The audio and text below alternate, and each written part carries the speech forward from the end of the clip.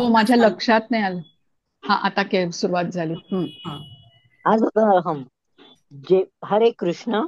जेव्हा देहधारी जीव भौतिक शरीराशी संबंधित या त्रिगुणांच्या पलीकडे जाण्यास समर्थ होतो, तेव्हा तो जन्म, मृत्यू, जरा आणि त्यापासून होणाऱ्या दुःखातून मुक्त होऊन याच जीवनात अमृताचा उपभोग घेऊ शकतो. हरे कृष्ण.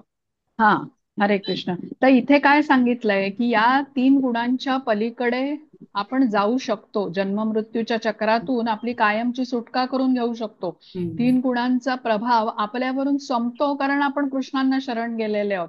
आपण म्हटलं ना, कृष्ण हे मायेचे अधिपती आहेत. त्यांना शरण गेलो तरच या मायेच्या प्रभावापासून आपण वेगळे होऊ शकतो. तर कृष्ण भावना भावित आपण झालो कीच हे शक्य होतं. तर कृष्णांचं सतत स्मरण ठेवून आपण एक समृद्ध कृष्ण भावना भावित जीवन जगू शकतो. म्हणून इथे म्हटलंय की याच जीवनात अमृताचा उपभोग घेऊ शकतो. म्हणजे आहे त्या वर्तमान शरीरामध्येच कृष्ण भावना भावित कसं होता येईल, हे इथे आपल्याला कृष्णांनी सांगितलंय. कृष्ण भावना भावित जीवन जगू लागला मनुष्य म्हणजे प्रकृतीच्या तीन गुणांच्या बंधनातून मुक्त झाला. प्रकृतीच्या तीन गुणातून मुक्त होण्याचा परिणामच इथे कृष्णांनी सांगितला की ते जन्म मृत्यू जरा व्याधी या दुःखातून तो मुक्त होतो आणि आध्यात्मिक जगाची प्राप्ती करतो. म्हणजे याच जीवनात कृष्णांच्या बरोबर जोडलं गेल्याने तो अमृताचं पालन करू शकतो, असं म्हटलेलं आहे. अमृताचं पान करू शकतो. आता आपण आधी ही गोष्ट समजून घेतली होती की बघा, अग्नीचा हा गुणधर्म असतो ना, तप्तता. म्हणजे कुठलीही वस्तू जेव्हा अग्नीच्या संपर्कात येते तेव्हा अग्नीचा हा गुणधर्म पण त्या वस्तूमध्ये दिसतो, म्हणजे ती वस्तू ही तप्त होते. तसंच जेव्हा व्यक्ती कृष्ण भावनेचा स्वीकार करतो तेव्हा तोही क्रमशः शुद्ध होऊ लागतो. तसंच भगवंतांच्या संपर्कात आल्याने भक्तही भगवंतांचे गुण भक्तामध्येही प्रकाशित होताना दिसतात. गुणातीत हा जो विशेष गुण आहे भगवंतांचा, तर शुद्ध भक्त ही गुणातीत म्हणजे तीन गुणांच्या वरती विशुद्ध सत्व गुणामध्ये स्थित होतो. भगवंतांच्या बरोबर जोडून घेतल्यानेच शुद्ध भक्ताला हे शक्य होतं. तर भगवंतांच्या बरोबर जोडून घेणं म्हणजेच भक्तियोग आपल्याला सांगितलेला आहे. आणि भक्तियोगाचं महत्व कृष्णाने 12व्या अध्यायामध्ये सांगितलं होतं. तर 2 श्लोक आपण तिथले वाचूया, म्हणजे आपली परत एकदा उजळणी होईल. तर मिनल माताजी, एकदा हा 6वा आणि 7वा श्लोक वाचा बरं, 12व्या अध्यायातला, हा आणि त्याचा अनुवाद. एक मिनिट. हा. 6 आणि 7 दोन्ही त्याच्यातले एकत्रच आहेत, हो, म्हणजे हो, पाठोपाठच येतू आहेत. सर्वाणी कर्माणी, हा, बरोबर. म्हणून मग ते एकत्रच वाचते ते. हो, हो. हरे कृष्ण. ये तु सर्वाणि कर्माणि मयि सन्न्यस्य मत्पराः अनन्येनैव योगेन मां ध्यायन्त उपासते तेषामहं समुद्धर्ता मृत्यु संसार सागरात् भवामि न चिरात् पार्थ मय्यावेशित चेतसाम्. परंतु जे माझे पूजन करतात, जे आपली सर्व कर्मे मला अर्पण करतात आणि अनन्य भावाने भक्ती करीत माझी उपासना करतात, माझ्या ठायी मन स्थिर करून भक्तीमध्ये संलग्न होतात व माझेच ध्यान करीत असतात, त्यांचा हे पार्था मी जन्म मृत्यूरूपी संसार सागरातून त्वरित उद्धार करतो. हम्म. त्याच हे पण वाचू का?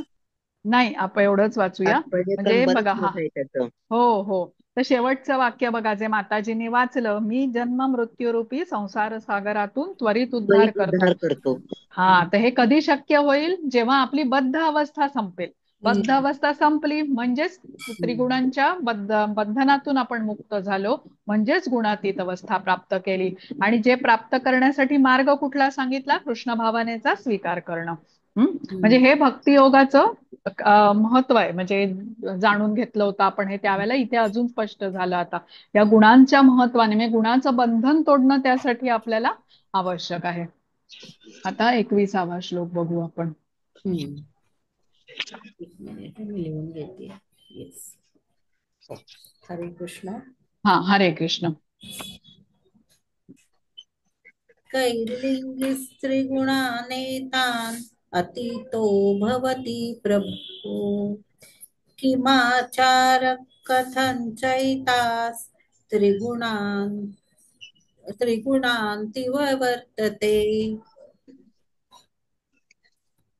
हरे हरे कृष्ण. कृष्ण. अर्जुनाने विचारले, हे प्रभो, त्रिगुणांच्या अतीत असणारा मनुष्य कोणत्या लक्षणांनी ओळखला जातो? त्याचे आचरण कसे असते? आणि तो प्रकृतीच्या गुणांच्या पलीकडे कसा जातो? हरे कृष्ण. हा, हरे कृष्ण. बघा, इथे आपण समजून घेतलं की वेदांच्या नियमाच्या नुसार कर्म कर्तव्य जेव्हा आपण करतो ज्ञान घेऊन, तेव्हा रजोगुण आणि तमोगुणातून प्रगती करून आपण सत्वगुणामध्ये स्थित होऊ शकतो. सत्वगुण जरी असला तरी बंधन आहेच. त्यामुळे वेदांचा अर्थ आपल्याला नीट समजून घेतला पाहिजे. वेदांचा उद्देश काय आहे तर कृष्णांना जाणून घेणं हा वेदांचा उद्देश आहे. वर्णाश्रम धर्माचं पालन करणं, वेदांच्या नुसार कर्म करणं, म्हणजे सकाम कर्म करणं हे उद्देश नसून कृष्णांची प्राप्ती करणं म्हणजेच भौतिक जगातून आपली सुटका करून घेणं, यासाठी वेद ज्ञान देतात. तर ते आपल्याला योग्य रीतीने समजून घेणं आवश्यक आहे. तर इथे अर्जुनाने 3 प्रश्न विचारलेत या श्लोकामध्ये. पहिला म्हणजे त्रिगुणांच्या अतीत असणारा मनुष्य कोणत्या लक्षणांनी ओळखला जातो?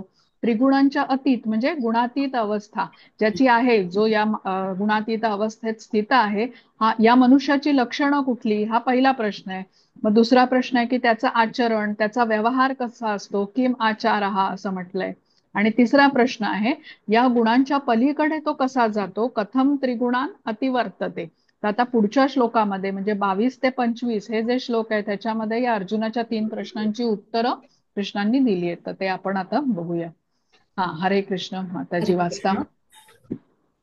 भगवान श्री भगवान उवाच प्रकाशञ्च प्रवृत्तिञ्च मोहमेव च पाण्डव न द्वेष्टि सम्प्रवृत्तानि न निवृत्तानि काङ्क्षति. हरे कृष्ण. एकत्रच वाचा माताजी. पुढचे पण वाचू? हो हो, सगळं एकत्र वाचा. बरोबर. उदासीन वदासीनो गुणैर्यो न विचाल्यते गुणा वर्तन्त इत्येव योऽवतिष्ठति नेङ्गते समदुःख सुख समलोष्टश्मकाञ्चनः तुल्यप्रिया प्रियो धीरस् तुल्यनिन्दात्मसंस्तुतिः मानापमानयोस्तुल्यो मित्ररिपक्षयोः सर्वारम्भपरित्यागी गुणातीतः स उच्यते. हरे कृष्ण. हरे कृष्ण. श्री भगवान म्हणाले, हे पांडुपुत्र, जो प्रकाश, आसक्ती आणि मोह यांची उपस्थिती असताना त्यांचा द्वेष करीत नाही किंवा ते नाहीसे झाले तरी त्यांची आकांक्षा करीत नाही, जो त्रिगुणांच्या प्रभावामध्येही अविचलित आणि निश्चल राहतो आणि केवळ त्रिगुणच सक्रिय आहेत हे जाणून उदासीन आणि दिव्य राहतो, जो आत्मस्थित आहे आणि सुखदुःखाला सारखेच मानतो, जो माती, दगड आणि सोन्याकडे समदृष्टीने पाहतो, जो प्रिय आणि अप्रिय यांच्याबद्दल समभाव राखतो, जो धीर आहे आणि धीर आहे म्हणजे धीर धरू शकणारा, जो धीर आहे आणि स्तुती व निंदा, मान व अपमान याकडे समभावाने पाहतो, जो मित्र आणि शत्रू यांच्याशी सारखीच वर्तणूक करतो आणि ज्याने सर्व भौतिक कर्मांचा परित्याग केला आहे, त्या मनुष्याला गुणातीत म्हटले जाते. हरे कृष्ण.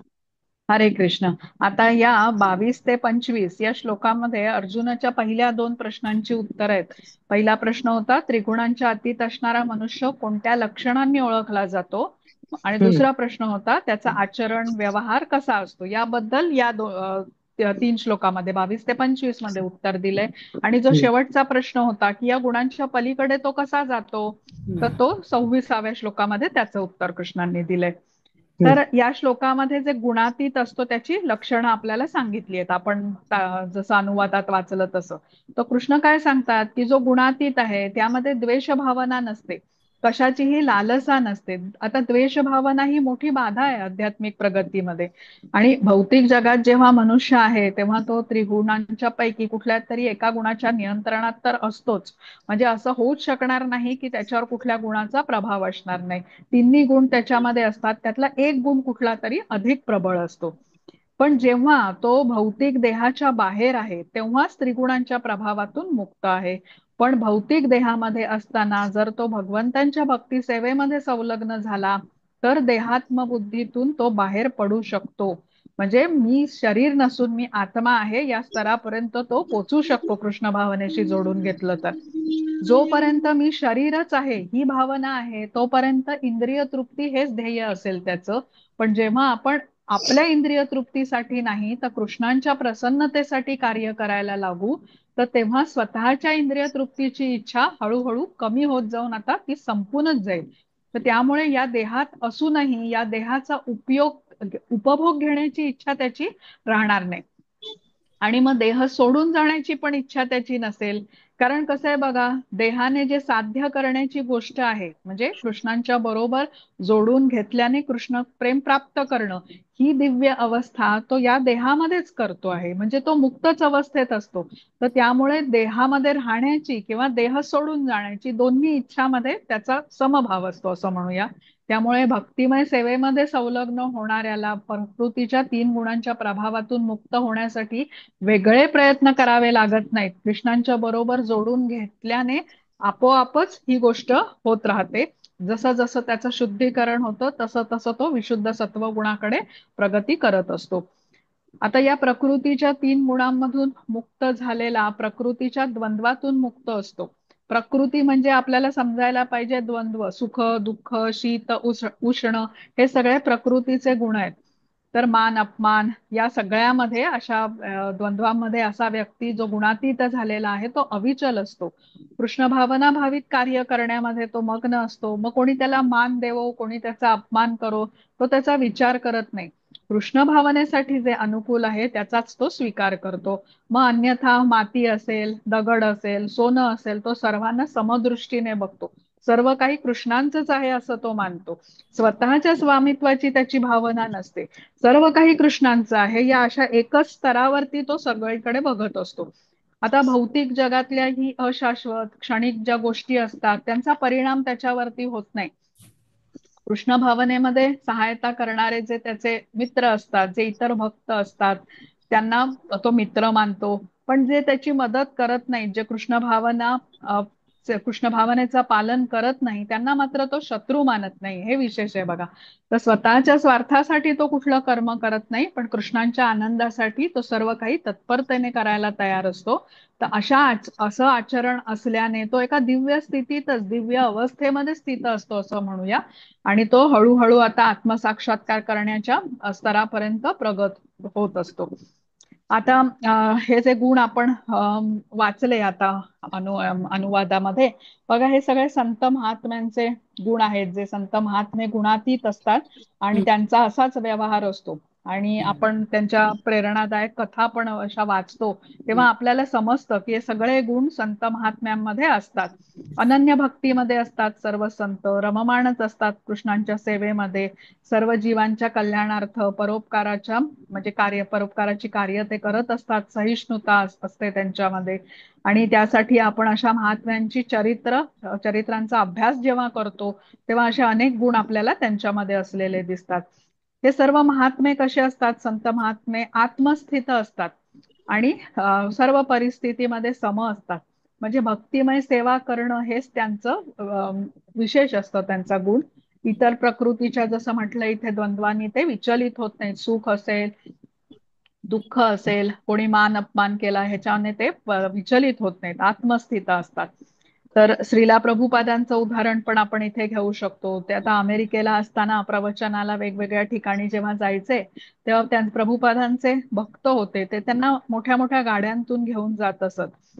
पण जेव्हा श्रीला प्रभुपाद वृंदावनामध्ये आले तेव्हा गोवर्धन परिक्रमेला जात असताना ते बैलगाडीतून गेले होते. पण आता आपण जिथे म्हटलं ना की दोन्ही परिस्थितीत सम असणं हे त्या गुणातीत व्यक्तीचं लक्षण आहे. तर जसं 23व्या श्लोकामध्ये एक शब्द आहे बघा, सम लोष्ट अश्म कांचन. हा म्हणजे सोनं असेल किंवा म्हणून ते उपभोगायचं, दगडाला कमी लेखायचं असं नाही. मग नंतर तुल्य प्रिय अप्रिय म्हणजे त्यांच्यासाठी कुठलीच गोष्ट अशी विशेष प्रिय नाही. म्हणजे आपण आपलं कसं असतं बघा, ही मिठाई मला आवडते, ती मला आवडत नाही. आज कुठली भाजी आहे, बटाट्याची असेल तर ती माझ्या आवडीची, कारल्याची असेल तर ती नाही आवडत, असं त्यांचं नसतं.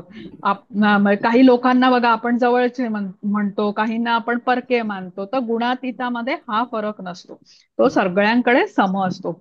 तसंच तुल्य निंदा आत्मसंतुष्ट संस्तुती म्हणजे काय, कोणी त्यांची निंदा करो किंवा स्तुती करो त्यांचा भाव मात्र हा समच असतो.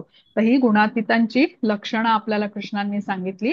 आता तिसरा जो प्रश्न होता त्याचं उत्तर अर्जुनाचा, की या गुणांच्या पलीकडे तो कसा जातो, कथम त्रिगुणान अतिवर्तते, ह्याचा आता 26व्या श्लोकामध्ये आपल्याला उत्तर मिळतं. तो आपण वाचूया आता. त्रिगुणांच्या पलीकडे ना? पलीकडे. कसा जाईल? हा, कसा जाईल. आता आपण लक्षणं बघितली ना, जो त्रिगुणांच्या पलीकडे म्हणजे गुणातीत आहे त्याची लक्षणं कशी आहे, त्याचा व्यवहार आचरण कसं असतं, हे 22 ते 25 या श्लोकामध्ये आपण बघितलं. आणि शेवटचा हा कसा जाईल तिथे, कुठल्या मार्गाने तो ही गुणातीत अवस्था प्राप्त करू शकतो, हे अर्जुनाचा प्रश्न होता, ज्याचं उत्तर कृष्णांनी या 26व्या श्लोकामध्ये दिलंय आता. हरे कृष्ण. हा, मांचयो व्यभिचारेण भक्तियोगेन सेवते सगुणान् समतीत्यैतान् ब्रह्म भूयाय कल्पते. हरे कृष्ण. हरे कृष्ण. जो मनुष्य सर्व परिस्थितीत एकनिष्ठ होऊन पूर्णतया भक्तीमध्ये संलग्न होतो तो तात्काळ त्रिगुणांच्या पलीकडे जातो आणि ब्रह्मस्तरापद उन्नत होतो. हा, हरे कृष्ण. आता आपण भक्ती सेवेमध्ये जेव्हा संलग्न होतो म्हणजे कृष्ण भावना भावित जीवनाचा स्वीकार करतो, तेव्हा या 3 गुणांचा प्रभाव आपल्यावरून कमी होऊ लागतो आणि हळूहळू कमी होता होता मग आपण पूर्ण शुद्ध होतो आणि या गुणातीत अवस्थेपर्यंत प्राप्त करून घेऊ शकतो. तर त्यासाठी हा अध्याय समजून घेताना आपल्याला म्हणजे आपण हे गुणांचं महत्व समजून घेतलं की त्याप्रमाणे आपल्याला बदल करून आपल्यामध्ये आणावे लागतील. तर सत्वगुण हा 3 गुणामधला श्रेष्ठ गुण आपण म्हटला. जसं की विमानाची धावपट्टी असते, जिथून ते विमान उड्डाण करतं बघा, तसा हा सत्वगुण आहे, जिथून ऊर्ध्व प्रगती आपण करू शकतो. विशुद्ध सत्वगुणापर्यंत आपल्याला वाटचाल करायची आहे, हे जेव्हा आपण ध्येय ठेवलं असेल तेव्हा हा सत्वगुण त्या धावपट्टीसारखा काम करतो.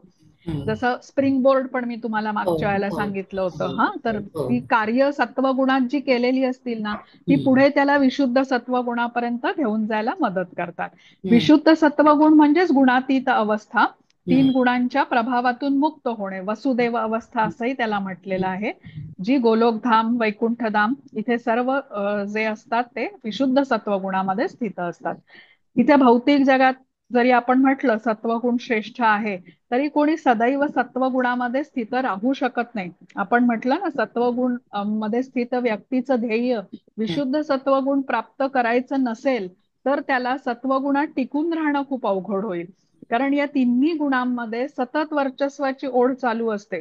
सत्वगुणी व्यक्ती त्यामुळे तमोगुणाच्या रजोगुणाच्या आहारी जाऊ शकतो जर का त्याचं ध्येय पक्क नसेल तर.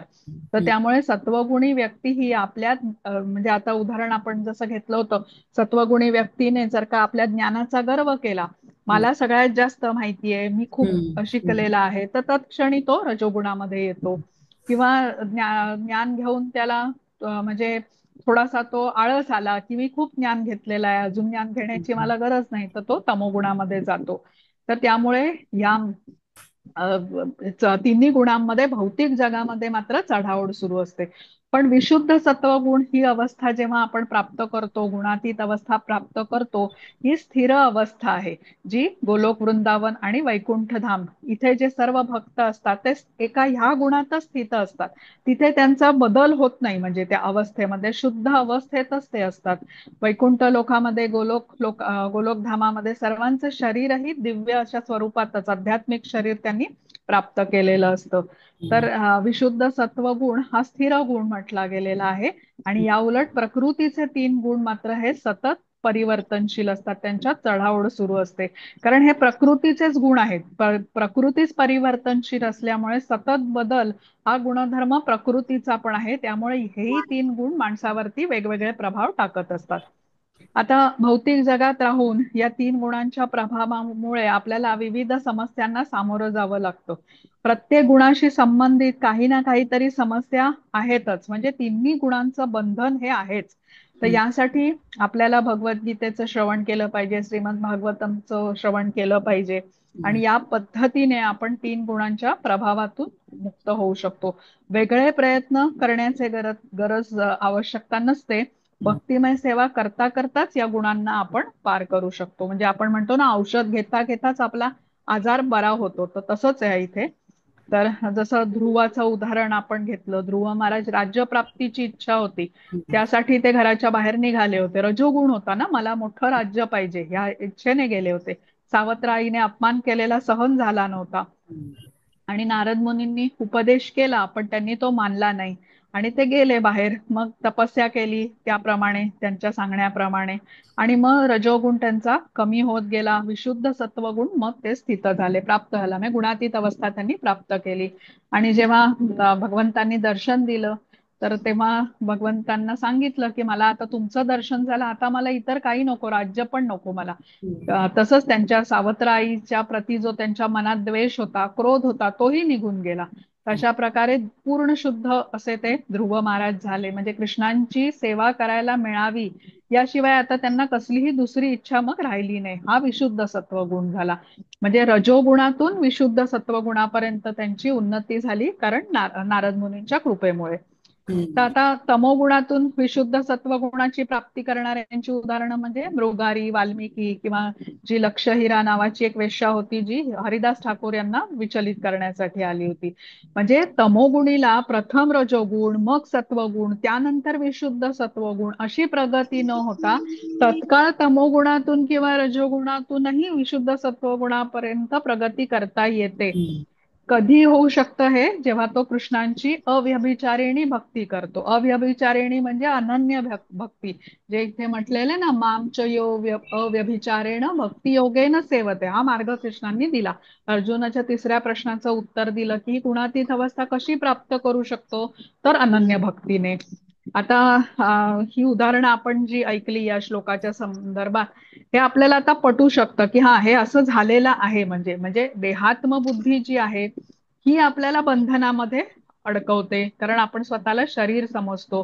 आपण गुणातीत होण्यासाठी कृष्णांनी दिलेला हा मार्ग कृष्ण आधी पण म्हणालेले आहेत. भक्ती योगाचा जो 9व्या अध्यायातला 34वा श्लोक होता, भगवद्गीतेचं सार म्हणतो आपण त्याला, मन्मना भव मद्भक्तो मद्याजी माम नमस्करू मामे वैश्यसी युक्तैव आत्मानां मत्परायण, की माझंच सदैव चिंतन कर, माझंच पूजन कर, मला नमस्कार कर, आणि असं केल्याने तू निश्चितपणे मला प्राप्त होशील.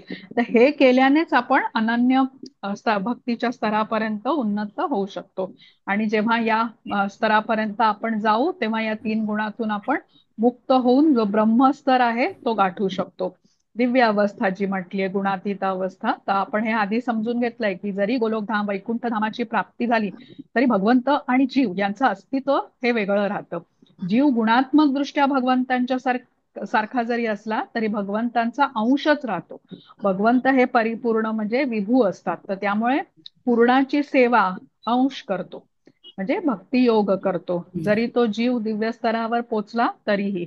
तर म्हणजे ब्रह्मस्तराप्रत उन्नत होऊन भगवंतांची सेवा करण्यासाठी ही पात्रता आपल्याला आहे, की आपल्याला विशुद्ध सत्वगुणापर्यंत किंवा गुणातीत अवस्था ही गाठली पाहिजे. तर आपण ना या श्लोकाचं तात्पर्य आता वाचूया. वाचताय तुम्ही माताजी? हो, वाचते. हा हा. वाचते. तात्पर्य: दिव्यावस्था प्राप्त करण्याचे साधन कोणते? या अर्जुनाच्या तिसऱ्या प्रश्नाचे उत्तर म्हणजे माताजी एक फोन येतोय, मी त्यांना फक्त सांगते नंतर हो करते म्हणून. हो हा, हो हो. एकच मिनिट.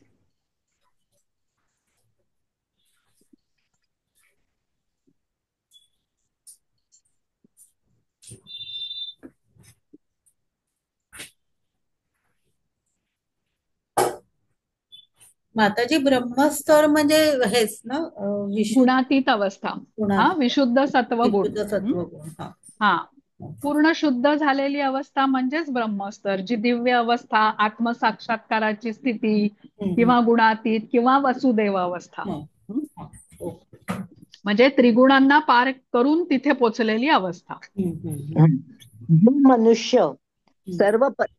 सर्व परिस्थितीत एकनिष्ठ होऊन पूर्णतया भक्तीमध्ये संलग्न होतो, तो तात्काळ त्रिगुणांच्या पलीकडे जातो आणि स्तराप्रत उन्नत होतो.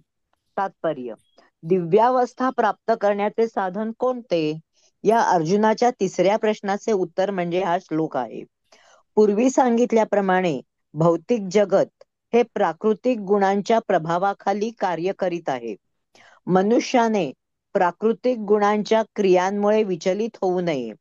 अशा क्रियांमध्ये आपल्या भावना गुंतविण्यापेक्षा तो आपली भावना कृष्ण कर्म करण्यामध्ये संलग्न करू शकतो.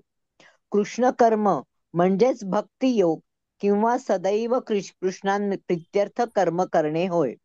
यामध्ये केवळ श्रीकृष्णांचाच समावेश होत नाही, तर राम, नारायण इत्यादी विस्तारित रूपांचाही समावेश होतो. श्रीकृष्णांची असंख्य विस्तारित रूपे आहेत.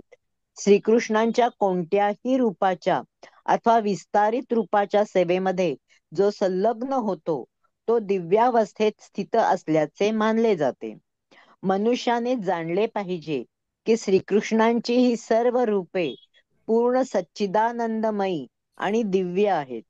भगवंतांची अशी ही रूपे सर्व शक्तिमान आणि सर्वज्ञ असतात आणि त्यांच्याकडे सर्व दिव्य गुण असतात. म्हणून या प्राकृतिक गुणांना पार करणे जरी कठीण असले, तरी मनुष्य जर एकनिष्ठेने श्रीकृष्ण किंवा त्यांच्या विस्तारित रूपांच्या सेवेमध्ये संलग्न झाला, तर तो सहजगत्या गुणातीत होऊ शकतो. जो मनुष्य श्रीकृष्णांना शरण जातो, तो तात्काळ प्राकृतिक गुणांच्या प्रभावातून पार पडतो. कृष्ण भावना भावित असणे किंवा भक्तिपरायण असणे म्हणजे श्रीकृष्णांची समानता प्राप्त करणे होय. भगवंत सांगतात की माझे स्वरूप सच्चिदानंद आहे आणि सोने हे सोन्याच्या खाणीचे अंश असते. त्याचप्रमाणे जीवही भगवंताचे अंश आहेत. अशा रीतीने जीव आपल्या आध्यात्मिक स्वरूप स्थितीत गुणात्मक दृष्ट्या सोन्याप्रमाणेच अर्थात श्रीकृष्णांप्रमाणेच असतात. व्यक्तिगत स्वरूपाचे भिन्नत्व हे नित्यच असते, अन्यथा भक्तियोगाचा प्रश्नच उद्भवला नसता. भक्ती योग म्हणजे भगवंत, भक्त आणि त्यांचे परस्परातील प्रेमाचे आदान प्रदान होय. म्हणून भगवंत आणि जीव या दोघांचीही आपापली स्वरूपे आहेत. तसे जर नसते तर भक्ती योगाला काहीच अर्थ राहिला नसता. जर मनुष्य भगवंतांप्रमाणेच समान दिव्य स्तरामध्ये स्थित झाला नाही, तर तो भगवंतांची सेवा करू शकत नाही. राजाचा वैयक्तिक सहाय्यक होण्यासाठी आवश्यक पात्रता मिळणे आवश्यक आहे. आणि ही पात्रता म्हणजेच ब्रह्म होणे किंवा सर्व भौतिक विकारातून मुक्त होणे होय. वेदांमध्ये म्हटले आहे की ब्रह्मैव सन ब्रह्मास्पेती. मनुष्य ब्रह्म होऊन परब्रह्माची प्राप्ती करू शकतो. ह्याचा अर्थ आहे की मनुष्याने गुणात्मक दृष्ट्या ब्रह्माशी एकरूप झाले पाहिजे.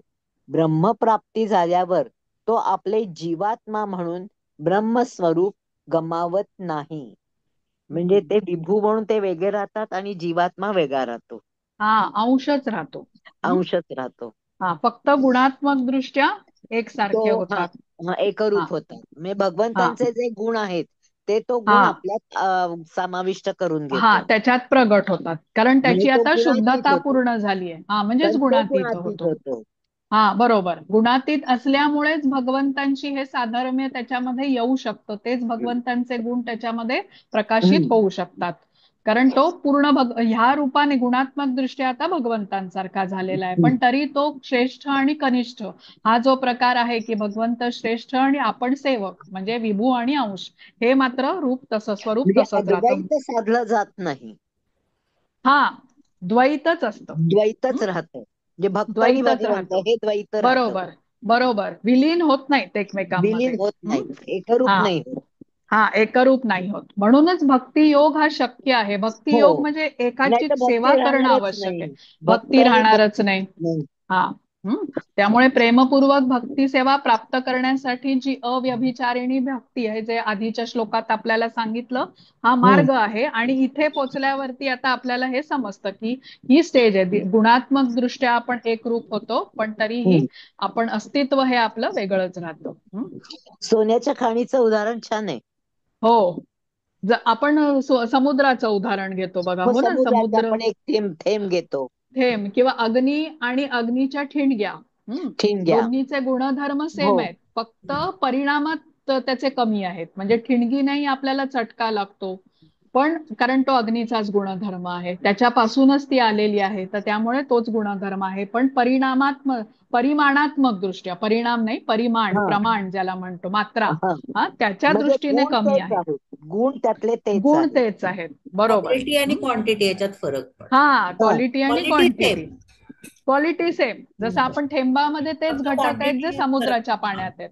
हा पण समुद्राचं पाणीमध्ये शक्ती केवढी आहे की ते बुडवू पण शकेल, सुनामी सारखी हो, त्याच्यामध्ये हे पण होऊ शकेल, ते थेंबामध्ये ती शक्ती नाही नाहीये. हा चिंबत. तर हे आत्मा आणि परमात्मा हाच फरक आहे त्याच्यामध्ये. जे आपण म्हटलं ना, आत्म्याची शक्ती शरीरापुरती आहे आणि हम्म. परमात्म्याची सर्व शरीरांना जाणण्याची आहे. आता हम्म. मनुष्य आत्मा ह्या शक्तीच्या द्वारे बघा एखादा बल्ब निर्माण करू शकतो, फार फार तर, किंवा तलाव निर्माण करू शकतो त्याच्या निर्मितीच्या शक्तीने. त्याच्या पण कपॅसिटी प्रमाणे. हा त्याच्या क्षमतेप्रमाणे. पण भगवंत कसे आहेत, विभू आहेत, परिपूर्ण आहेत, मग त्यांनी महासागर बनवले, बल्ब सारखे चंद्र, सूर्य, नक्षत्र यांचं निर्माण हम्म. केलं. हा तर हे परिमाण जे आहे ना, हे कमीच राहतं, मात्रा नेहमी आपली कमीच राहणार. हम्म. हा पण गुण जे भगवंतांचे आहेत, कृष्णांचे आहेत, ते मात्र आपल्यामध्ये प्रगट होऊ लागतात. जे शुद्ध भक्त आहेत त्यांच्यामध्ये सर्व श्रीकृष्णांचे गुण हे दिसून येतात. आता 27वा. हरे कृष्ण. ब्रह्मणो हि प्रतिष्ठाहम् अमृतस् अमृत अमृतस्य व्ययस्य च शाश्वतस्य च धर्मस्य सुखस्य कान्तिकस्य च. हरे कृष्ण. हरे कृष्ण. आणि परमसुखाची स्वाभाविक स्थिती असणाऱ्या अमृत, अव्यय आणि शाश्वत निर्विशेष ब्रह्मज्योतीचा आधार मी आहे. हरे कृष्ण. हरे कृष्ण. आता या हम्म. श्लोकावरून आपल्याला काय समजतं की जी ब्रह्मज्योती आहे, ब्रह्मज्योती म्हणजे जो प्रकाश आहे, आणि निराकार ब्रह्म असं म्हणतात त्याला, तेही कृष्णच आहे, त्यामागचा आधार मी आहे, कृष्ण म्हणाले आहेत. म्हणजे या मागे कृष्णांचं जे सगुण साकार श्याम सुंदर रूप आहे, या रूपामुळेच ही निराकार ब्रह्मज्योती आहे. आता जेव्हा बद्ध जीव आध्यात्मिक ज्ञान घेऊन क्रमशः प्रगती करतो, तेव्हा तो भगवंतांच्या या ब्रह्मरूप स्तरापर्यंत म्हणजे ब्रह्मज्योतीच्या स्तरापर्यंत उन्नत होतो, जी आत्मसाक्षात्काराची पहिली पायरी आहे. या स्तरावरती भौतिक गुणांच्या तो पलीकडे गेलेला असतो, पण ब्रह्मसाक्षात्कार ही परिपूर्ण अवस्था नाहीये.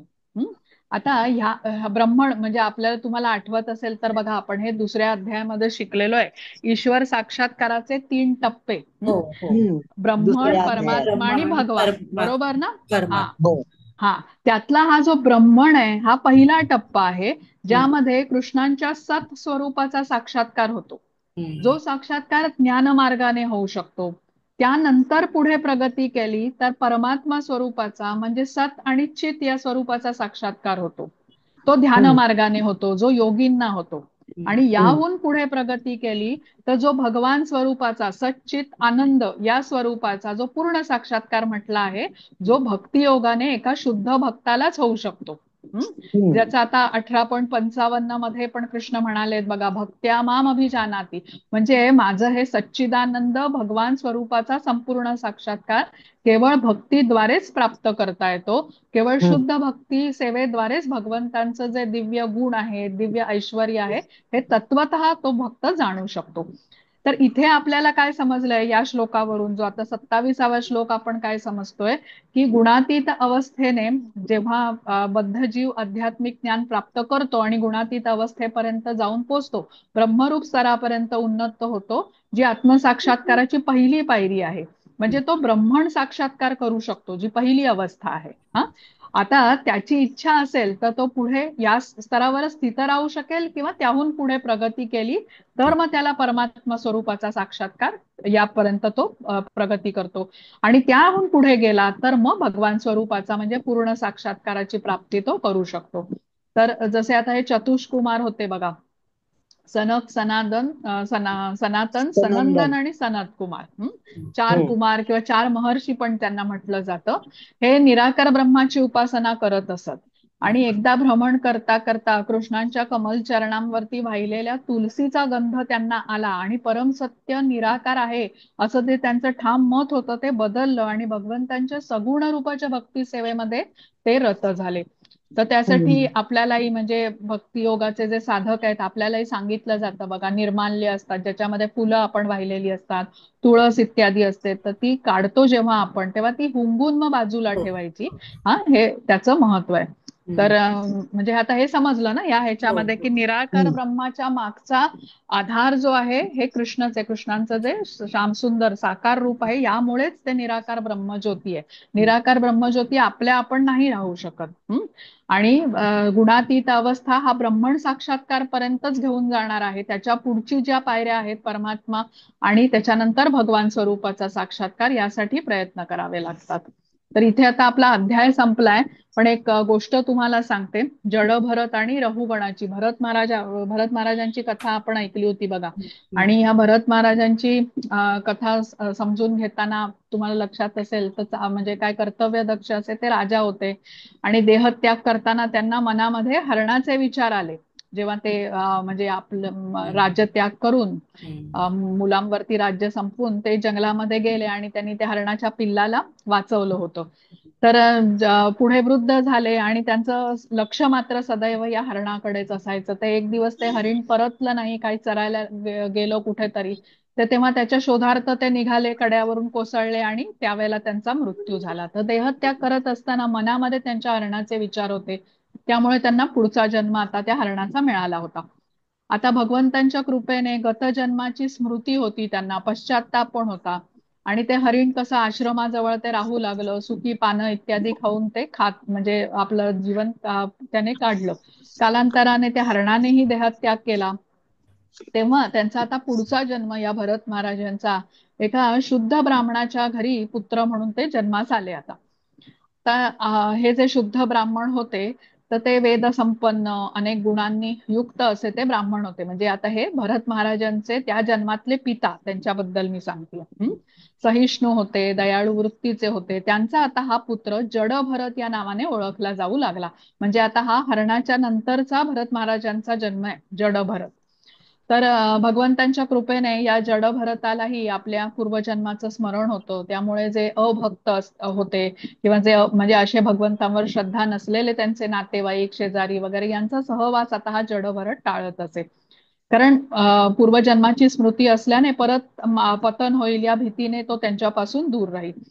आणि इतरांच्या पुढे मतिमंद, मुका, बहिरा असल्यासारखं त्याचं वर्तन असे. पण मनात मात्र सदैव भगवंतांचं त्यांना स्मरण असे. तर या जड भरतावरती त्यांच्या वडिलांचं खूप प्रेम होतं. आणि आपला पुत्र गृहस्थाश्रमास योग्य नाही हे त्यांना लक्षात आल्यावरती त्यांनी त्याच्यावरती सर्व संस्कार मात्र केले. जड भरताने ज्ञान घ्यावं यासाठी त्यासाठी वडिलांनी खूप प्रयत्न केले. आणि पण कसं व्हायचं, वडील जे सांगायचे त्याचं नेमकं उलटं वर्तन तो करीत असे. म्हणजे वडिलांनी गायत्री मंत्र शिकवण्याचा पण खूप प्रयत्न केला. पण त्याचा काही उपयोग झाला नाही. आता जडभरत जडबुद्धीचा जरी असला तरी वडिलांच्यासाठी मात्र तो सर्वस्व होता. खूप प्रेम करत होते त्याच्यावरती आणि तो सुधारेल, तो विद्वान होईल ज्ञान घेऊन, अशी मोठी त्यांना आशा होती. आता यथावकाश वडिलांचं निधन झालं, वृद्ध झाले ते, आणि मग जडभरताच्या मातेने पतीच्या बरोबर सहगमन केलं. आता जडभरत एकटा पडला. त्याचे जे इतर भाऊ होते ते व्यवस्थित होते, पण ते ह्याच्याकडे जडबुद्धीचा म्हणजे वेडा म्हणूनच बघत असत. आणि या जडभरताची जी आंतरिक स्थिती होती त्याची मात्र त्यांना कल्पना नव्हती, कारण ते अभक्त होते सगळे. तर जडभरत पहिल्यापासूनच कसा भगवंतांच्या बरोबर जोडला असल्याने इंद्रियांच्या वर्चस्वाखाली नव्हता. त्याची शरीरयष्टी चांगली होती, दष्टपुष्ट होता, आणि कमीत कमी गरजा होत्या त्याच्या. जेमतेम कपडे तो अंगावर ठेवत असे, जेमतेम अन्न खाऊनच तो अगदी कमी ह्याच्यामध्ये तो राहत असे. आणि त्याच्या अशा राहणीचा लाभ उठवून त्याच्या भावांनी त्याला आता शेतामध्ये मजूर म्हणून राबवायला सुरुवात केली, आणि कामाच्या बदल्यात ते उरलं सुरलं अन्न त्याला देत असत.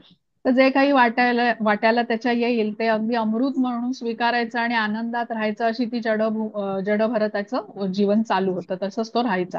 तर त्यामुळे कधीच तो कोणावर चिडत नसे, रागवत नसे, कुठली त्याला काही कशाबद्दलही तक्रार नव्हती. उलट तो शांतपणे जगत होता. आता काही काळ निघून गेला अशा ह्याच्यामध्ये. तर एक राजा रहुगण होता, आणि कपिलाश्रमामध्ये जाण्यासाठी तो निघाला होता राजा रहुगण. आणि सिंधू आणि सौवीर नगरीचा हा राजा होता, राजा रहुगण. तर त्याची पालखी इक्षुमती नदीच्या तीरावरती पोचली, आणि तिथून पालखी पुढे नेण्यासाठी, आता ती पालखी उचलण्यासाठी जास्त नोकरांची गरज भासत होती.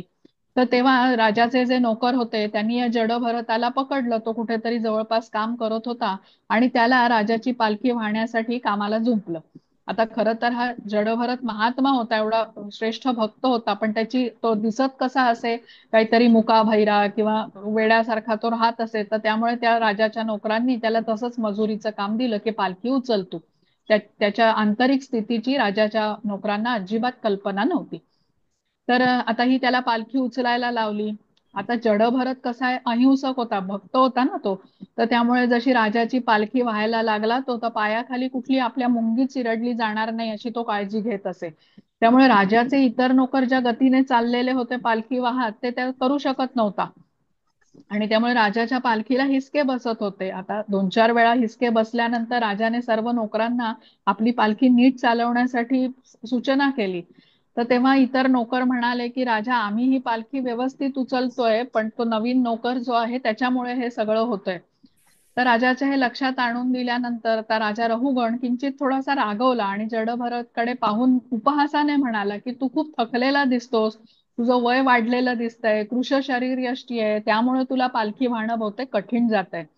आता राजा रहुगण उपहासपूर्वक जरी असं बोलला असला ना, तरी जडभरतावर त्याचा काही परिणाम झाला नाही. कारण कसा होता तो, त्याची आंतरिक अवस्था उच्च होती, शरीराच्या स्तरावरती नव्हता तो.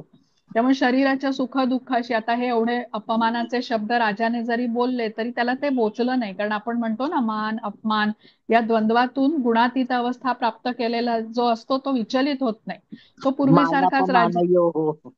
हा. तर म्हणजे ह्याने तो विचलित झाला नाही, तर पूर्वीसारखाच तो पालखी ओढत ओढत चालू लागला.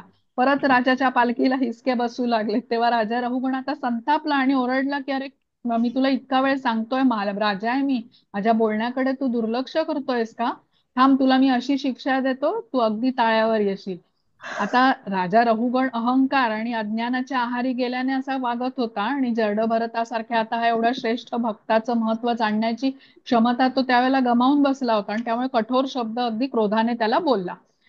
तर राजाचं क्रोध थोडासा थांबल्यावरती किंचित हसून आता हा जडभरत त्याला उत्तर दिलं राजाला की राजा, तू जे काही उपहासाने बोललास ते अगदी योग्यच होतं. पालखी वाहताना मी पुरेसे श्रम घेतले नाही, ते अगदी खरं आहे.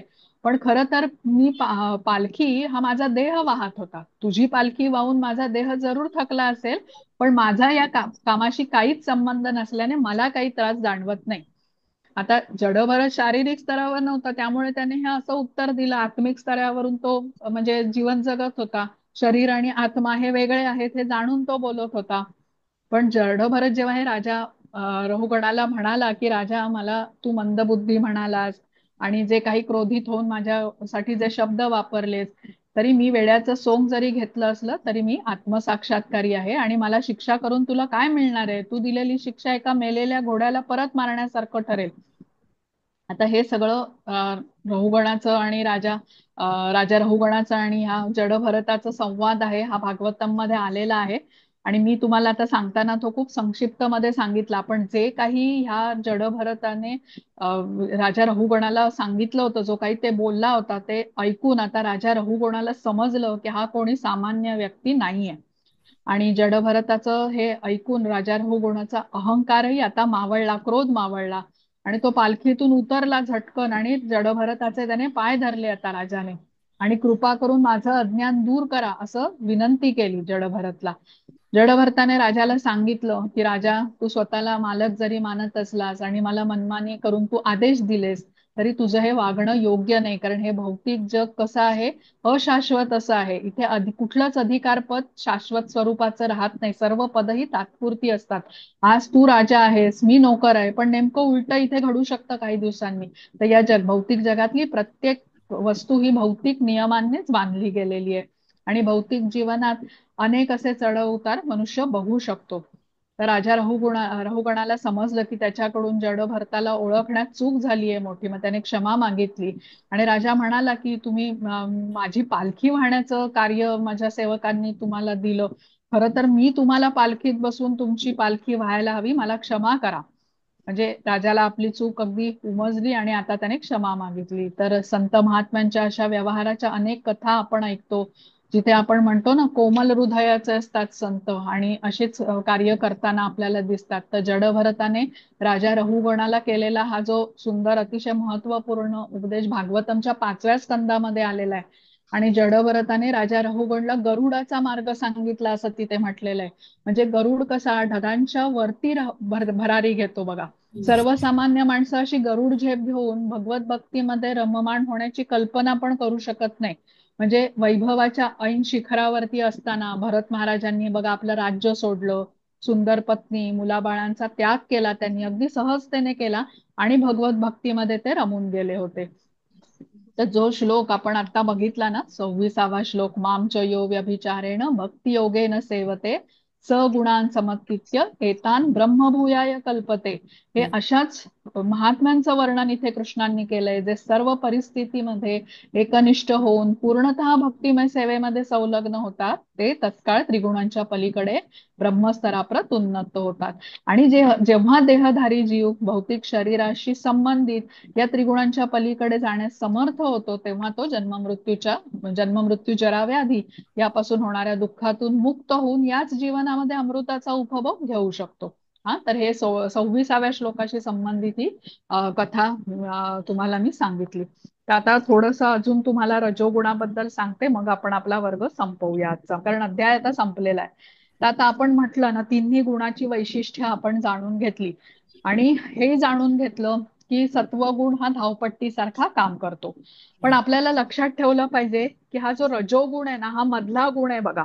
हा, म्हणजे रजोगुणी व्यक्तीला एकतर पृथ्वीवरती जास्त अधिक प्रमाणात हा रजोगुण आढळतो आणि रजोगुणी व्यक्ती सत्वगुणापर्यंत प्रगतीही करू शकतो आणि रजोगुणी व्यक्ती हा तमोगुणापर्यंत पतितही होऊ शकतो. आणि मुख्यतः जास्त लोक म्हणजे अधिक बहुतांश लोक हे रजोगुणामध्ये स्थित असतात. त्यामुळे या रजोगुणाबद्दल आपल्याला खूप व्यवस्थित सविस्तरपणे हे जाणून घेणं हे खूप आवश्यक आहे. आता बघा, मन, बुद्धी आणि अहंकार याला मिळून आपलं सूक्ष्म शरीर तयार होत असतं.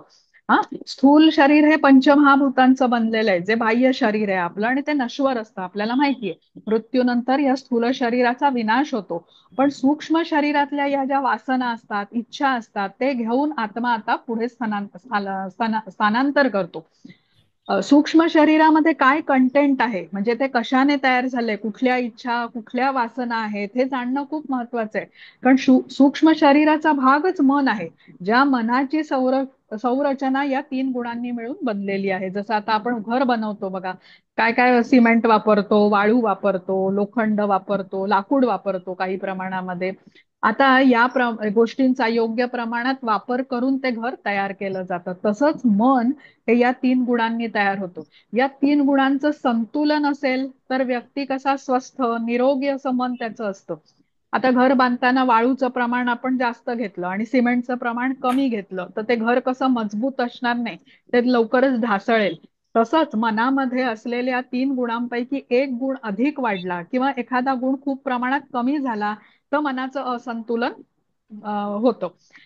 आता सुरुवातीला बघा स्वभावामध्ये बदल आपल्याला दिसतो, वागण्यामध्ये व्यवहारामध्ये बदल झालेला असं त्या व्यक्तीमध्ये असं चित्र आपल्याला दिसतं.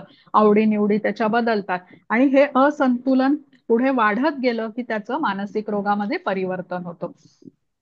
तर बघा आपण हे जाणून घेतलं की आध्यात्मिक प्रगतीसाठी सत्वगुण हा पूरक म्हटलेला आहे. सत्वगुणी व्यक्ती जेव्हा कृष्ण भावनेशी जोडून घेतो तेव्हा तो विशुद्ध सत्वगुणापर्यंत प्रगती करू शकतो. पण बहुतांशी लोक जे म्हणजे पृथ्वीवरती हा रजोगुणच प्राबल्य आहे रजोगुणाचं. आणि रजोगुण कसा आहे आपण लक्षणं जाणून घेतली होती बघा, ऊर्जा देतो, उत्साह देतो, कार्य करण्याची जी इच्छाशक्ती आहे ती रजोगुणामुळे मिळते. त्यामुळे योग्य प्रमाणात जेव्हा रजोगुण आहे म्हणजे पाहिजे तेवढा आणि संतुलित रजोगुण म्हटलं आपण त्याला, तर तो व्यक्तीमध्ये असला ना की त्याच्यामध्ये कार्य करण्याचा एक योग्य उत्साह असतो, परिश्रम करून ते कार्य पूर्ण करण्याचा तो प्रयत्न करतो. पण रजोगुण जेव्हा प्रमाणाबाहेर वाढतो ना तेव्हा त्याचे दुष्परिणाम होतात. आता हे लक्षात घेऊया की प्रत्येक व्यक्तीमध्ये हे तिन्ही गुण असतातच. कुठला तरी एक गुण आहे आणि इतर गुण नाही असं होत नाही. तिन्ही गुण म्हणजे त्रिगुण हे प्रत्येक व्यक्तीमध्ये आहेत. मग व्यक्ती जरी अधिक तामसिक असली ना तरी त्याच्यामध्ये काही प्रमाणात सत्वगुण आणि काही प्रमाणात रजोगुण असतोच त्याच्यामध्ये. पण तमस गुण हा अधिक प्रमाणात वाढलेला आहे म्हणून त्याला तामसिक म्हटलं जातं. म्हणजे तो गुण तमोगुण इतर गुणांना डॉमिनेट करतोय त्यावेळेला असं म्हणायला पाहिजे. त्यामुळे तमोगुणी किंवा तामसिक व्यक्तीमध्येही हे दोन दोन गुण आढळतात, रजोगुण आणि सत्वगुण. म्हणजे प्रत्येक व्यक्तीमध्ये कुठल्या तरी एका गुणाचं प्राबल्य दिसून येतं. पण ही प्रबलता जेव्हा कधी कधी खूप वाढते तेव्हा मात्र समस्या दिसून येतात रजोगुणी आणि तमोगुणी व्यक्तीमध्ये. आता बघा कोणामध्ये या रजोगुणाची अत्याधिक वाढ झाली की पहिल्यांदा तो खूप परिश्रम करताना दिसतो, खूप मेहनत घेताना, जो वर्कोहॉलिक असतो ना मग त्याच्या डोक्यात अनेक कल्पना येत असतात, योजना असतात, त्या पूर्ण करण्यासाठी त्याच्याकडे शक्ती असते, क्षमता पण असते परिश्रम करण्याची. अनेक तास तो काम करू शकतो, 12-12, 16-16 तास तो काम करू शकतो. पण जर रजोगुण वाढत गेला म्हणजे अधिक अधिक वाढत गेला तर मग माणसामध्ये बेचैनी वाढते, तो शांत राहू शकत नाही. म्हणजे शांतपणे झोपलाय, आराम करतोय असं चित्र दिसत नाही.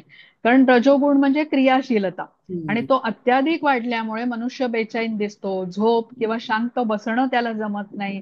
झोप लागली तरी तो लवकर उठतो, जे करतोय त्याच्यामध्ये समाधान त्याला बाळगता येत नाही, असंतुष्ट असतो. म्हणजे स्वतःबरोबरही तो असंतुष्ट असतो आणि आजूबाजूच्या लोकांबरोबर परिस्थिती बरोबरही तो असमाधानी असतो.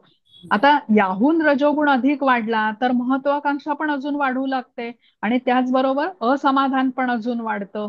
झोप, आराम, शांत जीवन म्हणजे हे अगदी कमी होऊन जातं अशा लोकांमध्ये. निद्रानाश ज्याला इन्सोमनिया म्हणतो अशी पण लक्षणं दिसतात आणि झोप लागली तरी झोपेची क्वालिटी चांगली नसते. आता असे लोक एकटे स्वतःच्याच म्हणजे काय म्हणतात ते एकटे बसू शकत नाही, अस्वस्थ वाटतं त्यांना. कारण कार्य करण्यामध्ये त्यांच्यामध्ये सारखी अधीरता दिसून येते, म्हणजे काम सुरू केलं की लगेचच ते पूर्ण करण्याची त्यांना घाई असते, एक प्रकारचा उतावेळेपणा आपण म्हणतो ना तसा. आणि आता प्रत्येक व्यक्तीला बघा शांत झोपेची काही तासाची आवश्यकता असतेच, विरंगुळ्याची गरज असते, म्हणजे शांत निवांत वेळ काही घालवण्याची स्वतःबरोबर, हे सगळं गरजच आहे माणसाला. पण अत्याधिक रजोगुणामध्ये वाढ झाली ना तर ही स्थिती मनुष्य अनुभवूच शकत नाही. प्रत्येक गोष्टीचा खूप जास्त उपयोग म्हणजे म्हणतात ना अगदी शेवटच्या थेंबापर्यंत उपयोग करून घ्यायचा, असं काहीतरी त्यांची वृत्ती अशी होते. खूप जास्त अधिक उपयोग, उसंत देत नाहीत कोणाला. म्हणजे आता एखादा मालक रजोगुणी असेल तर नोकराला तो उसंतच देणार नाही, हे संपलं की ते काम कर, ते संपलं की ते काम कर, अशा प्रकारे काय असतं त्यांचं. आणि ही रजोगुणात अत्याधिक वाढ झाल्याने ही व्यक्तीला समस्या होतात, म्हणजे व्यक्तित्वाच्या समस्या ज्याला आपण पर्सनॅलिटी डिसऑर्डर म्हणतो ना त्याचं स्वरूप घेतात या. आता आपण बघतो काही लोकांमध्ये अजिबात धीर नसतो, लगेचच त्यांना राग येतो, पटकन रिॲक्ट करतात, अग्रेशन दिसतं. याचं सगळ्याचं कारण म्हणजे ही रजोगुणाची वृद्धी. रजोगुणी व्यक्तीच्या मनाची स्थिती ही अशीच असते आणि स्थिरता गमावलेली असते अशा व्यक्तींनी. शारीरिक स्थिरता पण त्यांच्यामध्ये दिसत नाही. म्हणजे सतत हातपाय हलवतात, काहीतरी हाताने काहीतरी तोडत असतात. आता कुठे कुंडीच्या जवळ उभे असतील तर ते झाड पानं तोडतील त्याची. शेजारीच कागद असेल तर त्या कागदाचे तुकडे करतील. म्हणजे हातपाय अशांचे स्थिर राहू शकत नाही. काहीतरी त्यांना हाताने करावंच लागतं. आता ही सर्व रजोगुणामध्ये वाढ झाल्याची सुरुवातीची लक्षण आहेत. याही पुढे जर का आता रजोगुणामध्ये वाढ झाली तर त्याचं रूपांतर मग मानसिक रोगामध्ये झालेलं दिसतं. निद्रानाश असणं किंवा विचारांची स्थिरता नसणं, तारतम्यता नसणं, खूप निगेटिव्ह विचार येणं आणि ते अतिशय तीव्रतेने येणं किंवा पॉझिटिव्ह विचार जरी आले तरी असे खूप पटापट येतात. विचारांचा वेग खूप तीव्र असतो. तर त्यामुळे त्यांचा मूड स्थिर राहत नाही. खूप कधी कधी खूप जास्त आनंदी तर कधी कधी खूप दुःखी आणि सतत सतत हे विचार नियंत्रणाच्या बाहेर असतात. त्यामुळे ते अस्थिरता त्यांची अगदी दिसून येते. तसंच शारीरिक क्रिया पण नियंत्रणाबाहेर असतात. सतत हातापायांच्या हालचाली होत असतात. पण हे त्यांना कळत नाही. म्हणजे आपण म्हणतो ना, they are not aware of it, पण आपल्याला हम्म. ते होताना दिसतं. हम्म. प्रयत्न करूनही असा व्यक्ती आपल्या हालचाली थांबवू शकत नाही. ते एकटे राहू शकत नाही, कारण एकटेपणाने ते विचार प्रबळ होतात ना आणि मग आपल्याच विचारांची भीती पण वाटू लागते. आता ही स्थिती सगळी अशांततेची आहे, अतृप्त आहे, काहीच बरं वाटत नाहीये. अशा स्थितीने पुढे मग आता अँझायटीला कारणीभूत होते, चिंता, असुरक्षितता वाटते. हे सर्व आता हे रजोगुणाची वाढलेल्या लक्षण आहेत. मोठ्या मोठ्या ज्या मानसिक आजार आहेत, बायपोलर डिसऑर्डर, ज्याच्यामध्ये सतत मूड बदलतो, मूड स्विंग्स म्हणतात त्याला, मूडवरती नियंत्रण नाही, अकारण निराश होणे, कधी हताश होणे, कधी उदास होणे, असं हे सगळं दिसून येतं रजोगुणाच्या वृद्धी झाल्यामुळे. तसंच ऑब्सेसिव्ह कंपल्सिव्ह डिसऑर्डर, कुठल्या एका विचारांची कार्याची पुनरावृत्ती तो व्यक्ती करताना दिसतो बघा. काहींना असं हायजीन बद्दल, स्वच्छतेबद्दल खूप पर्टिक्युलर असतात. हात धुतील तर सारखे हातच धुत, म्हणजे काहीतरी लागलंय घाण हाताला, वारंवार तीच कृती करताना दिसतात. कुलूप लावलं असेल तर जाऊन चेक करतील सारखं ते बरोबर लागलंय की नाही. स्वतःवरचा विश्वास कमी झाला की सतत पडताळून बघायला लागतो मनुष्य की मी हे जे केलंय ते बरोबर आहे की नाही. हम्म. आणि जशी कृती हात धुण्याची, तसाच कुठला तरी विचार पण परत परत मनात येतो. तो ओसीडी खूप गंभीर समस्या आहे. तर रजोगुणाची अत्याधिक वृद्धी झाल्यामुळेच मेनिया वगैरे सारखे हे गंभीर मानसिक आजार माणसामध्ये दिसतात. तर समजून काय घ्यायचं आहे की अशा अनेक गंभीर मनोरोगांचं कारण हे रजोगुण आहे. आता आपण समजून घेतलं की प्रत्येक व्यक्तीमध्ये कुठला तरी एक गुण हा जन्मापासून प्रबळ असतो. पूर्वजन्माचे संस्कार असतात. त्यामुळे कुठल्या तरी एका गुणाची मात्रा त्या व्यक्तीमध्ये अधिक असलेली आपण बघतो. तो एक गुण त्या व्यक्तीमध्ये प्रबळ आहे, तो अत्याधिक जेव्हा वाढू लागतो त्याला कारण त्याची जीवनशैली असते. तो व्यक्ती काय ग्रहण करतो, म्हणजे डोळ्यांनी, कानांनी, जिभेने तो काय ग्रहण करतो, या सगळ्या गोष्टींचा प्रभाव त्याच्यावर पडत असतो. आता नवीन घर जेव्हा आपण बांधतो तर त्यावेळेला काही काळ त्या घराकडे आपल्याला लक्ष द्यावं लागत नाही बघा. हा म्हणजे 5-6 वर्ष तर अगदीच व्यवस्थित चालतं, कुठे आपल्याला काही डागडुजी करावी लागत नाही.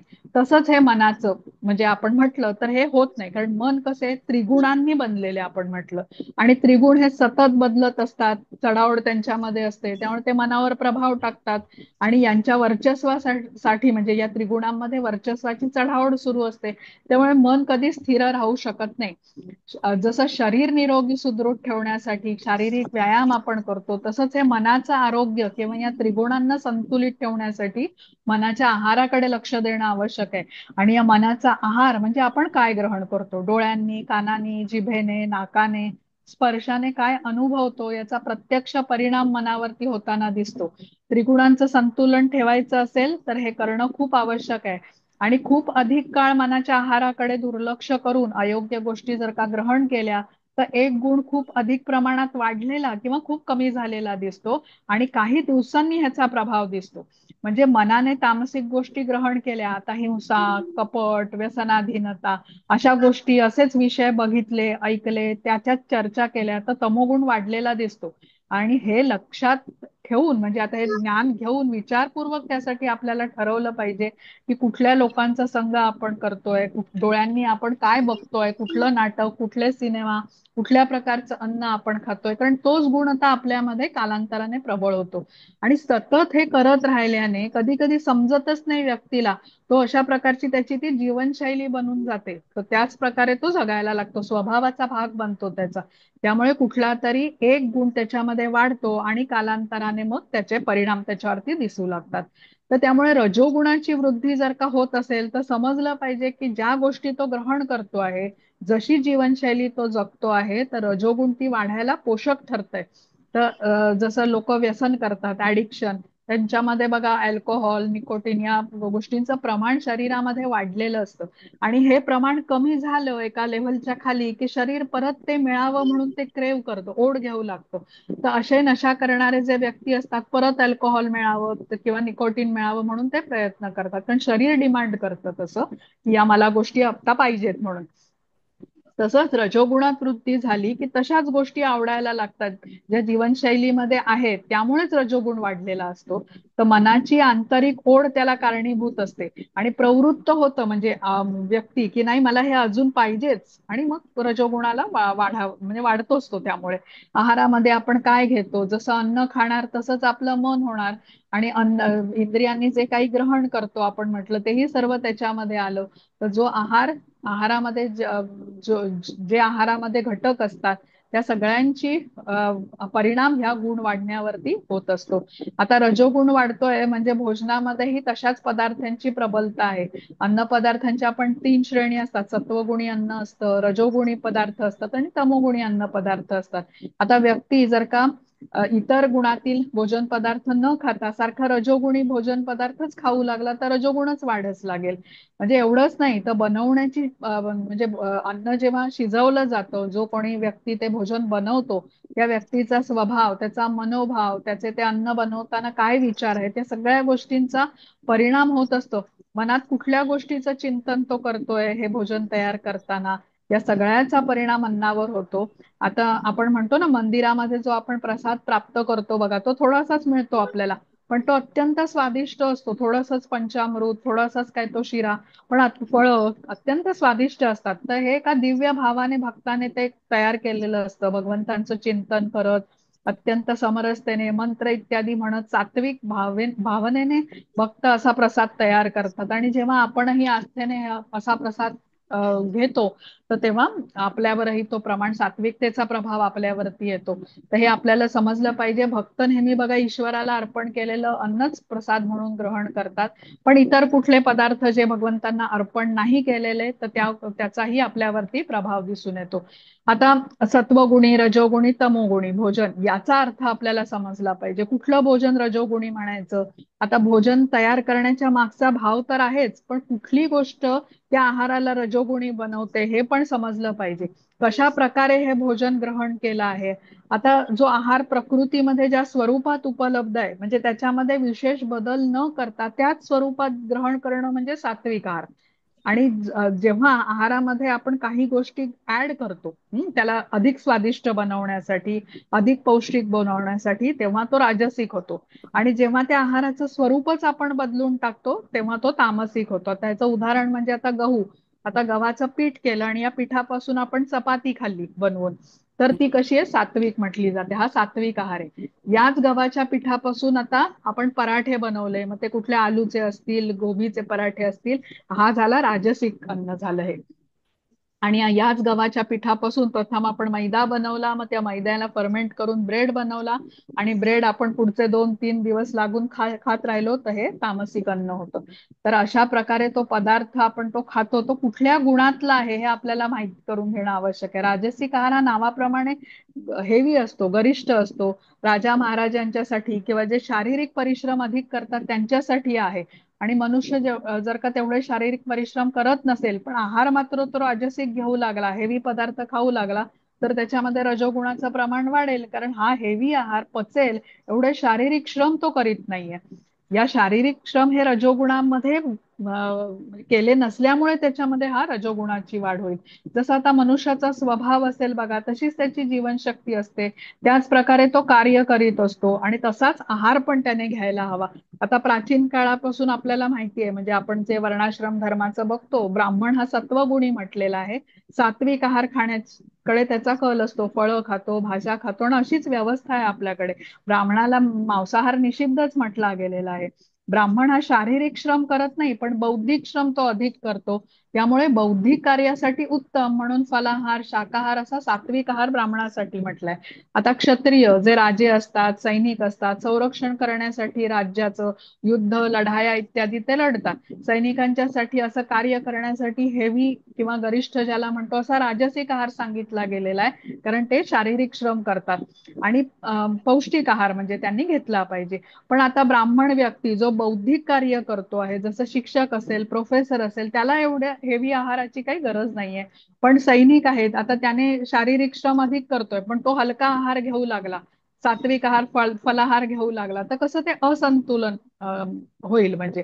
तर म्हणून आपल्याला लक्षात ठेवून हा आहार घेतला पाहिजे की आपण आपली स्थिती काय आहे, कुठल्या प्रकारचं कार्य आपण करतोय. शारीरिक श्रम फार करत नाही, पण आहार राजसिक घेतोय, त्यामुळे रजोगुण वाढत जाईल. चटणी, पापड, राजमा, उडीद डाळ, तिखट पदार्थ, आंबट पदार्थ, तेलकट पदार्थ, मीठ जास्त असलेले पदार्थ, हे सर्व राजसिक प्रकारच्या आहारामध्ये येतात. गरम मसाला मधले अनेक पदार्थ, हळद आणि वेलची सोडून, हळद आणि वेलची सात्विक म्हटलंय. चहा, कॉफीचं सेवन हे सगळं राजसिक आहे. आणि आता तर संशोधनानंतर समोर आलेलं आहे की डिप्रेशन वगैरे हे जे व्याधीने ग्रस्त असतात, त्यांचा आहारही राजसिक स्वरूपाचा असतो. आणि त्यासाठी आपल्याला काळजीपूर्वक म्हणतात तसं हे ठरवायला पाहिजे की आपण काय करतोय, ग्रहण काय करतोय, कुठल्या व्यक्तींबरोबर आपण वेळ घालवतोय. कारण आपल्याला जीवनामध्ये जर का संतुलन पाहिजे असेल ना, तर त्या त्या प्रकारच्या लोकांच्या बरोबर आपल्याला संपर्क ठेवला पाहिजे. उग्र, तापट, अस्थिर स्वरूपाचे, म्हणजे म्हणतात ना प्रतिक्रिया पटकन देणारे, अति महत्वाकांक्षी, ईर्ष्या द्वेष करणाऱ्या अशा लोकांच्या बरोबर आपण संपर्कात राहून रजोगुणाची वृद्धीच होईल. त्यामुळे कोणाबरोबर संगती करतो यावरून आपल्या त्रिगुणांच्या मात्रेमध्ये आपल्याला फरक पडणार आहे. तर टीव्ही, सोशल मीडिया यामध्ये आपण काय ग्रहण करतो, कोणाबरोबर वेळ घालवतो, म्हणजे इंद्रियांनी आपण काय काय ग्रहण करतो, या सगळ्या गोष्टींचा प्रभाव आपल्यावरती पडत असतो. आता हा रजोगुण कमी करण्यासाठी आपल्याला सांगितलेलं ध्यान वगैरे करायला सांगतात. पण आता इथे आपण बघितलंय 6व्या अध्यायामध्ये की अष्टांग योगाच्या 8 पायऱ्यामधली ही एक पायरी आहे ध्यान करणं. तर ती क्रमशः गाठायची स्थिती आहे. आधीच्या पायऱ्या यम, नियम, आसन, प्राणायाम, प्रत्याहार न करता जर का डायरेक्ट ध्यान करायच्या पद्धतीला आपण गेलो तर विशेष लाभ त्याने प्राप्त होत नाही. थोडा लाभ प्राप्त जरी झाला तरी तो टिकत नाही. तर त्यामुळे मंत्र जप, योग निद्रा मात्र अशा साधनांचा चांगला परिणाम होताना दिसतो. तर हे आपल्याला लक्षात ठेवलं पाहिजे आणि तशा लोकांचा आपण आता संपर्क घेतला पाहिजे जे ज्या ज्या गोष्टी रजोगुण वाढीस लावण्यास कारणीभूत आहेत ना, त्या गोष्टी आपल्याला टाळल्या पाहिजेत. तर अशा प्रकारे आपण जर का करत राहिलो तर मात्र आपण आता रजोगुणाला नियंत्रणाखाली ठेवू शकतो. कारण रजोगुण वाढला तर हे मानसिक रोगामध्ये त्याचं परिवर्तन झालेलं दिसतं. आपल्याला ध्येय काय ठेवायचं आहे ह्याच्यावरून हे सगळं होतं. रजोगुण जाणून घेण्याचं आणि रजोगुणाला नियंत्रणामध्ये ठेवण्याचं महत्व काय आहे की पृथ्वीवरती बहुतांश हा रजोगुणच सापडला जातो. आणि हा रजोगुण हा अस्थिरतेचाच गुण आहे. तर त्यामुळे तो सत्वगुणाकडेही जाऊ शकेल जर का आपण योग्य काळजी घेतली तर, आणि नाही तर तो आपल्याला तमोगुणाकडे न्यायला प्रवृत्तच करेल, म्हणजे खेचूनच नेईल तो. कारण तत्क्षणी जर का तो रिॲक्ट होऊ लागला, त्याला क्रोध येऊ लागला, तर तो मनुष्य क्रोधाच्या आहारी जाऊन काही कार्य करू शकतो. तशा प्रकारे रजोगुणी तमोगुणीकडे पटकन जाऊ शकतो. पण आता आपल्याला जर का ध्येय हे विशुद्ध सत्वगुणाकडे जायचं ठरवलंय, आपण कृष्णांकडे जायचं ठरवलं आहे, तर रजोगुणाकडून आपल्याला सत्वगुणाकडे कसं जाता येईल यासाठी प्रयत्न करणं आवश्यक आहे. आणि त्यासाठी हे आपल्याला जाणून घेतलं पाहिजे की आपण जरी सत्वगुणात स्थित असलो तरी आपण पटकन रजोगुणातही जातो, रजोगुणातून परत तमोगुणाकडेही जातो. म्हणून हा गुणाची स्थिरता आणि गुणातीत होण्याकडे प्रयत्न आपल्याला करत राहिलं पाहिजे. तर इथे बघा आता आजचा अध्याय आपला संपलेला आहे. आता तुम्हाला काही शंका असतील तर मी घेते.